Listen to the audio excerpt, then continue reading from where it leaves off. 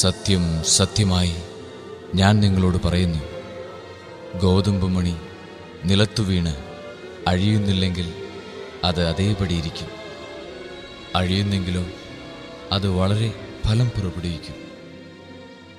തൻ്റെ ജീവനെ സ്നേഹിക്കുന്നവൻ അത് നഷ്ടപ്പെടുത്തുന്നു. ഈ ലോകത്തിൽ തൻ്റെ ജീവനെ ദ്വേഷിക്കുന്നവൻ നിത്യജീവനിലേക്ക് അതിനെ കാത്തു സൂക്ഷിക്കും. എന്നെ ശുശ്രൂഷിക്കാൻ ആഗ്രഹിക്കുന്നവൻ എന്നെ അനുഗമിക്കട്ടെ. അപ്പോൾ ഞാനായിരിക്കുന്നിടത്ത് എൻ്റെ ശുശ്രൂഷകനുമായിരിക്കും.